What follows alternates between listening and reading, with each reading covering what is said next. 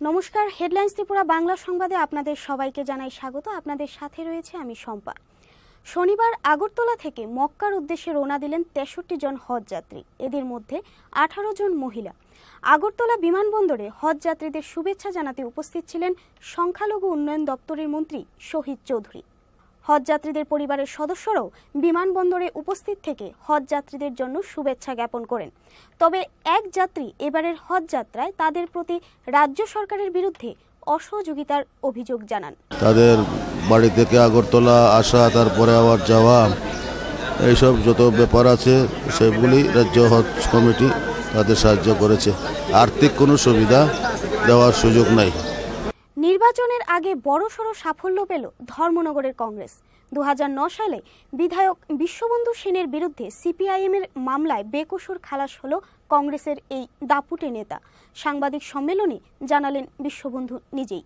২০০৯ সালে প্রকাশ্য রাজপথে ধর্মনগরের বিধায়ক বিশ্ববন্ধু সেন জনৈক ডিওয়াইএফআই কর্মীকে মারধর করেন। সিপিআইএম এই অভিযোগ এনে মহকুমা দায়রা আদালতে ৩৪১, ৩২৩ এবং ৫০৬ ধারায় মামলা করে। ওই সময়কালেই বিশ্ববন্ধু সেনের গ্রেপ্তারের দাবিতে মাসব্যাপী প্রচার চালিয়েছিল সিপিআইএম। কিন্তু শুক্রবার আদালতের এক রায়ে ধর্মনগরে রাজনৈতিকভাবে অনেকটা ধাক্কা খেল সিপিআইএম। এদিন মহকুমা দায়রা আদালতের বিচারক শর্মিষ্ঠা মুখার্জি প্রমাণ অভাবে বেকসুর খালাস করেন বিশ্ববন্ধু সেনকে। শনিবার এক সাংবাদিক সম্মেলনে বিধায়ক বলেন, সিপিএমের অন্যায়, অত্যাচার, অবিচার, স্বজন পোষণ ইত্যাদির বিরুদ্ধে আমাদের গণতান্ত্রিক পদ্ধতিতে আন্দোলন। সিপিএম এর সিস্টেমটা হচ্ছে যেখানে যে সিপিএম এর সম্মুখে রাজনৈতিক প্রতিবন্ধকতা সৃষ্টি করবে তাকেই সিপিএম শত্রু হিসেবে ধরে নেয়। আদালতের রায় নিজের পক্ষে আসতেই সিপিআইএম এর রাজনৈতিক অভিসন্ধি নিয়ে প্রশ্ন তোলেন তিনি। এদিন সাংবাদিক সম্মেলনে দলের স্থানীয় নেতৃত্ব উপস্থিত ছিলেন। Bureau report, headlines Tripura. শনিবার থেকে রাজধানীর আড়ালিয়াস্থিত ডক্টর বি.আর. আম্বেদকর বিদ্যাভবনে শুরু হলো জাতীয় সেবা প্রকল্প বা এনএসএস ইউনিটের বিশেষ বার্ষিক শিবির। ৭ দিনব্যাপী এই শিবিরে সচেতনতামূলক আলোচনা ছাড়াও বিভিন্ন সমাজসেবামূলক কাজে অংশগ্রহণ করবে স্বেচ্ছাসেবকরা। শনিবার শিবিরের উদ্বোধন করেন উচ্চশিক্ষামন্ত্রী অনিল সরকার। মহারাজজি বলেছেন মানুষ হওয়ার কথা, মান প্লাস হুঁশ। মান মানে কোয়ালিটি, স্ট্যাটাস। আমরা নিরক্ষর হয়ে জন্মগ্রহণ করেছি, এখন আমরা কেউ ডাক্তার, কেউ ইঞ্জিনিয়ার, কেউ হেডমাস্টার, কেউ মাস্টার, কেউ ফরেস্টার। অর্থাৎ আমাদের মগজে যে মেধা শক্তি আছে তাকে বিদ্যালয়ে এনে তাকে ডেভেলপ করা হয়েছে। নির্বাচন ঘনিয়ে আসতেই রাজনৈতিক দলগুলির পাশাপাশি ময়দান কাঁপাচ্ছে অঙ্গ সংগঠনগুলিও। বামপন্থী নারী সংগঠনের জবাবে এবার মহিলা কংগ্রেসও শুরু করে দিয়েছে সভা, মিছিল ইত্যাদি। শনিবার রাজ্য সরকারের বিরুদ্ধে একগুচ্ছ অভিযোগ এনে সংগঠনের কেন্দ্রীয় নেতৃত্বের উপস্থিতিতে পথসভা সংগঠিত করে মহিলা কংগ্রেস। ক্রমবর্ধমান নারী নির্যাতন, ধর্ষণ, বেকার ও কর্মচারী বঞ্চনা এবং কেন্দ্রীয় প্রকল্প রূপায়ণে চরম দুর্নীতি ও দলবাজির অভিযোগ এনে বামফ্রন্ট পরিচালিত রাজ্য সরকারের বিরুদ্ধে এক প্রতিবাদ সভা আয়োজন করল ত্রিপুরা প্রদেশ মহিলা কংগ্রেস। শনিবার রাজধানীর শকুন্তলা রোডে আয়োজিত সভায় উপস্থিত ছিলেন সারা ভারত মহিলা কংগ্রেসের সম্পাদিকা সুস্মিতা দেব, ত্রিপুরা মহিলা কংগ্রেসের কেন্দ্রীয় পর্যবেক্ষক অসীমা মহানন্দা, রাজ্য মহিলা কংগ্রেস সভানেত্রী বিভা নাথ, বিধায়ক গোপাল রায়, পুর কাউন্সিলর বাসনা দেবনাথ সহ বিভিন্ন নারী নেত্রীরা। সভায় বক্তব্য রাখতে গিয়ে জাতীয় মহিলা কংগ্রেসের সম্পাদিকা তথা শিলচর পুর পরিষদের চেয়ারপারসন সুস্মিতা দেব মুখ্যমন্ত্রী মানিক সরকারকে কটাক্ষ করেন। তার বক্তব্যে উঠে আসে নারী নির্যাতন থেকে বিভিন্ন কেন্দ্রীয় প্রকল্পে দুর্নীতির অভিযোগ। আমরা এই মিছিলের মাধ্যমে আজকে আমরা মহিলারা যারা এখানে উপস্থিত আছে এই বামপন্থ সরকারকে ধিক্কার জানাচ্ছি।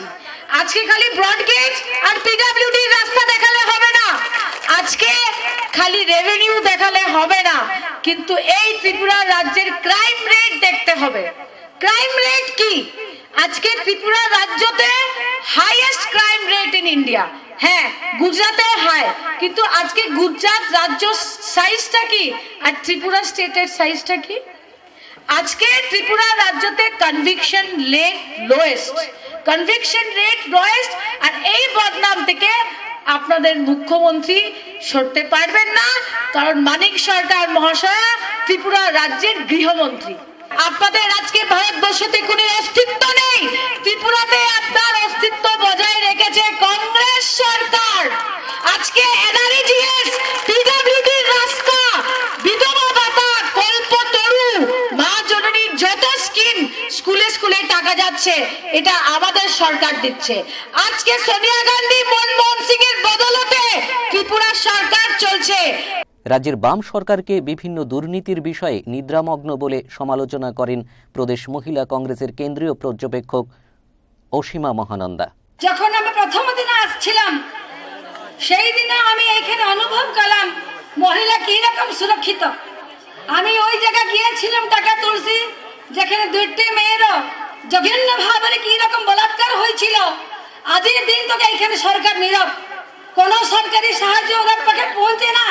এখন তো নির্লজ্জ নির্বোধ ভাবে এই সরকারটা এখানে আছে, যে সরকার নিদ্রা এখন তো ভাঙে না।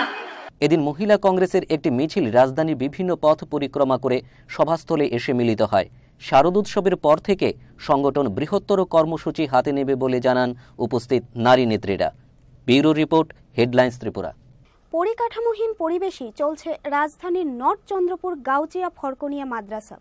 আশ্রম চৌমুহনীস্থিত শ্রীলঙ্কা বস্তিতে বহুদিন ধরে বিভিন্ন সমস্যায় ভুগছে মাদ্রাসাটি। মাত্র 2 জন শিক্ষক সামলে দিচ্ছেন 118 জন ছাত্রছাত্রীকে। পরিকাঠামোর উন্নয়ন ঘটিয়ে মাদ্রাসাটি অন্যত্র স্থানান্তরিত হোক, এমনটাই চাইছেন টিচার্স ইনচার্জ আবু সাইদ খান। 2 জন শিক্ষক তো 1 to 5 অবধি পড়ানো সম্ভব না, এরপর আমরা ম্যানেজ করি আর। তো এটা নিয়ে আমরা সরকারের কাছে বারবার আবেদন করা হয়েছে, পাশাপাশি ডেপুটেশন দেওয়া হয়েছে, সিএম এর সাথে দেওয়া হয়েছে, বিভিন্ন মন্ত্রী মিনিস্টারদের কাছে দেওয়া হয়েছে। গত 2 দিন আগেও আমরা গণডেপুটেশনে বসেছি, কিন্তু এত কোনো সুরা আসছে না। আমাদের এখানে টিচিং দেওয়া, পড়াশোনা করা সব দিকে ব্যাঘাত করছে। আর পাশাপাশি আমাদের এখানে বিদ্যুতের সংযোগ নাই, এটা আমরা হুকলাইনের মধ্য দিয়ে চলছি। আর পাশে আমাদের ড্রেন আছে, ড্রেনের যে গন্ধ আবর্জনা ইত্যাদি পরিষ্কার হচ্ছে না। এখনকার মতো সংবাদ এই পর্যন্তই। দেখতে থাকুন হেডলাইন্স ত্রিপুরা।